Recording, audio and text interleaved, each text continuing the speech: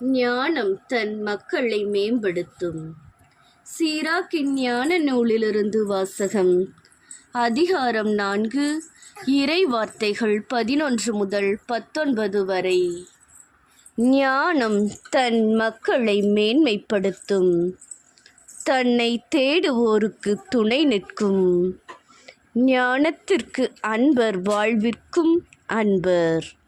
அதனை வைகரையிலே தேடுவோர் மகிழ்ச்சியால் நிரம்புவர். அதனை பற்றி கொள்வோர் மாட்சியை உரிமையாக்கிக் கொள்வர். அது செல்லும் இடமெல்லாம் ஆண்டவர் ஆசி வழங்குவார். அதற்கு பணி செய்வோர் தூய இறைவனுக்கே ஊழியம் புரிகின்றனர். ஞானத்துக்கு அன்பர், ஆண்டவருக்கும் அன்பர்.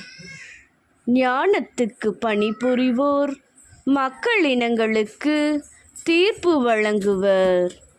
அதற்கு செவி சாய்ப்போர் பாதுகாப்பாய் வாழ்வர். ஞானத்தை நம்புவோர் அதனை உரிமையாக்கிக் கொள்வர். அவர்களுடைய வழிமரபினரும் அதனை உடைமையாக்கிக் கொள்வர். முதலில் அவர்களை அது கோணல் வழியில் அழைத்து செல்லும். அவர்களுக்கு அச்ச நடுக்கத்தை வருவிக்கும்.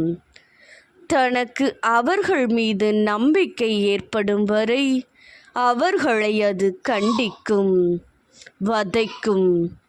தன் நெறிமுறைகளால் அவர்களை சோதிக்கும். அது மீண்டும் அவர்களிடமே வந்து அவர்களை மகிழ்விக்கும். அவர்களுக்கு தன் இரகசியங்களை வெளிப்படுத்தும். அதை விட்டு அவர்கள் விலகி சென்றால் அவர்களை அது கைவிட்டுவிடும். அழிவுக்கு அவர்களை இட்டு செல்லும். ஆண்டவரின் அருள்வாக்கு. இறைவா, உமக்கு நன்றி.